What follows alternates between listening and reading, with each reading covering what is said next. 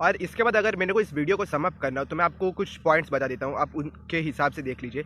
Salary को लेकर सबसे पहला, जॉब में आपको एक फिक्स्ड सैलरी हर मंथ के एंड में मिलते रहता है। वहीं बिजनेस में ये डिपेंड करता है कि आपके एक्सपेंसेस और आपका जो प्रॉफिट है उन सबको मिलाकर जो टोटल सम प्रॉफिट होता है उसको आप अपना सैलरी मान सकते हैं आपके पूरे बिजनेस के ऊपर। और बाद में यही सैलरी जो और बाद में यही जो आपका प्रॉफिट है उसको आप अगर अपने बिजनेस में इन्वेस्ट करेंगे तो वो आपका बिजनेस और ग्रो करेगा।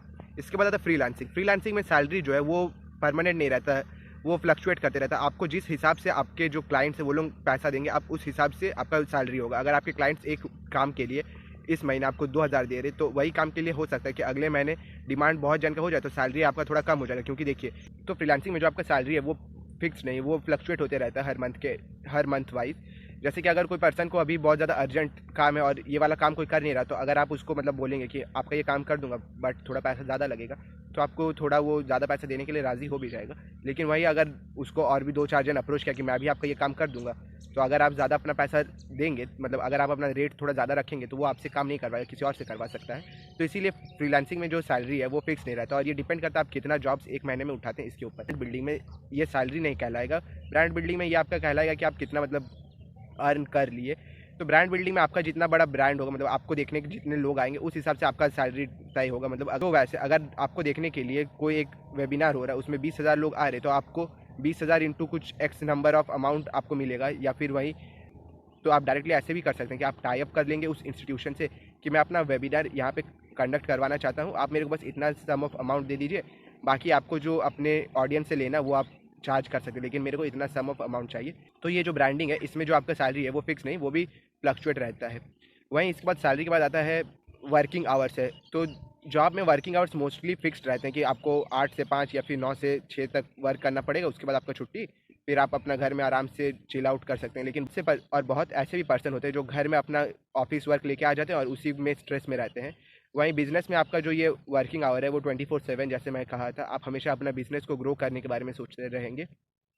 वहीं फ्रीलांसिंग में जो आपका ये वर्किंग आवर है ये डिपेंड करते रहता है आप कितना वर्क उठाए हैं, मतलब अपने क्लाइंट्स के थ्रू।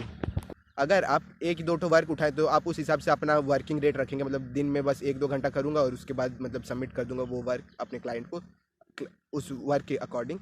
तो फ्रीलांसिंग में मेनली जो आपका वर्किंग आवर है वो फिक्स नहीं है, वो फ्लक्चुएट करते रहता है।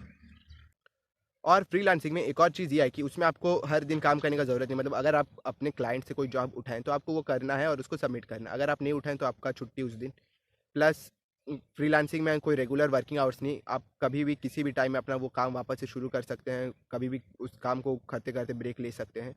वहीं अगर आप अपना एक ब्रांड बना चुके हैं तो वहाँ पर आपको सेमिनार्स या फिर वेबिनार्स करने होते हैं, तो उस अकॉर्डिंग आपका टाइम लगेगा। अगर आपका सेमिनार थोड़ा बड़ा होगा तो थोड़ा ज़्यादा टाइम लगेगा, कम होगा तो कम टाइम, और उसी सेमिनार के टाइम अकॉर्डिंग आप चार्ज करते हैं अपने ऑडियंस से। इसके बाद हम लोग देखते हैं फ्री विल, मतलब कहाँ पे आपको कितना आज़ादी है। जॉब में मोस्टली जैसे कि मैंने कहा था ज़्यादा आज़ादी नहीं है, क्योंकि आप वहाँ पर किसी और के अंडर में काम करते हैं, तो आप वहाँ पे अपने डिसीजंस नहीं ले सकते, भले आपके डिसीजंस कितने भी अच्छे हो। प्लस आप वहाँ पे एक लेबर के तौर पे काम करते हैं, मतलब आप कंपनी के अंडर में है, तो आपका वहाँ पे कुछ भी, तो आपका जैसे कि आपको सिक लीव भी चाहिए तो उसके लिए भी आपको कंपनी से पूछना पड़ेगा। प्लस अगर आप एबसेंट होते हैं तो उसके लिए कुछ डिडक्शन भी होता है सैलरी में। वहीं बिजनेस में आपका फ्री विल तो रहता ही है, क्योंकि बिजनेस आपका है, आप किसी को चाहे तो फायर कर सकते हैं, आप चाहे तो खुद छुट्टी ले भी सकते हैं। तो बिजनेस में आपका फ्री विल पूरा रहता है। वहीं फ्रीलांसिंग में भी आपका फ्री विल रहता है, आप जब मन चाहे तब आप काम कर सकते हैं। वहीं ब्रांड बिल्डिंग में भी आप ही का फ्री विल रहता है, आपको जब सेमिनार करने होते हैं आप तब सेमिनार कर सकते हैं, जब आपको सेमिनार नहीं करने का होगा तो आप छोड़ देंगे, नहीं करेंगे। तो यहाँ पर भी आपका फ्री विल ज़्यादा रहता है। लेकिन इसके बाद आपको ये चूज़ करना है कि आपको किस में जाना है। जैसे कि बहुत सारे पर्सन्स को अपना कोई मतलब पाथ नहीं, वो लोगों को अगर कोई एक पाथ दिखाता है तो उस पाथ में उन लोगों को चलने में ज़्यादा इजी होता है, तो उन लोगों के लिए जॉब बना है। मतलब जॉब में बेसिकली आपको एक सेट ऑफ वर्क दे दिया जाता है, आप उस सेट ऑफ वर्क को कंप्लीट करते हैं, तो इसलिए जॉब उन लोगों के लिए होते हैं। वहीं आपका माइंड बहुत ज़्यादा इनोवेटिव है, आप कुछ ना कुछ न्यू ट्राई करना चाहते हैं, तो आपको बिजनेस करना चाहिए। बिजनेस में आप 10 बिजनेस स्टार्ट करेंगे, उसमें से 1 या 2 ही तो आपका सक्सेस होगा, लेकिन वही 1 या 2 ठो बिजनेस आपका बाकी 8-9 बिजनेस के लॉस को रिकवर कर देगा। वहीं आपको अगर बिजनेस भी नहीं करना और आप चाहते हैं कि एक मतलब थोड़ा बहुत इनकम आ जाए, तो आप फ्रीलांसिंग की तरफ मुड़ सकते हैं। फ्रीलांसिंग भी एक अच्छा वे है, आपको जो आपका स्किल है उसको सबसे पहले एक पोर्टफोलियो बना के आपको प्रमोट करना है, और उस हिसाब से आपको क्लाइंट्स मिलते रहेंगे, और आपको क्लाइंट्स को अप्रोच भी करना होगा शुरू में। बाद में आपको क्लाइंट्स खुद ब खुद आके बोलेंगे कि मेरा वर्क कर दीजिए। उसके बाद ब्रांड बिल्डिंग है, ब्रांड बिल्डिंग में भी आपको सबसे पहले शुरू में कोई पूछेगा नहीं, सबसे पहले आपको एक लोन वुल्फ की तरह खुद से मेहनत करते रहना है, करते रहना। उसके बाद आप धीरे धीरे लेवल 1 लेवल 2 करके बढ़ेंगे और उसके बाद धीरे धीरे आपका एक ब्रांड बिल्ड होगा। आपको 1 लाख लोग पहले जानेंगे, फिर 5 लाख, फिर 10 लाख, और वैसे कर करके 5 मिलियन 50 मिलियन करते हुए 10 करोड़ ऐसे करके लोग आपको जानेंगे। फिर आपका ब्रांड इसके बाद आपका जो ब्रांड का प्राइस है वो भी बढ़ेगा। लेकिन ब्रांड बिल्डिंग में एक चीज़ आप कभी गलती से मत करिएगा, ये है, लेकिन ब्रांड बिल्डिंग के वक्त आप कभी भी अपने जो ऑडियंस है, अपने जो कंज्यूमर्स है, उनके साथ कभी भी धोखाधड़ी मत करिएगा। एक शॉर्ट टर्म प्रॉफिट के लिए बहुत बार ऐसे लोग होते हैं जो अपने ऑडियंस को फंसा देते हैं, तो उन लोगों का ब्रांड ज़्यादा दिन तक टिकता नहीं है, वो लोग ज़्यादा दिन तक लास्ट नहीं कर पाते, उन लोगों का जो ब्रांड वैल्यू है वो खोखला होता है।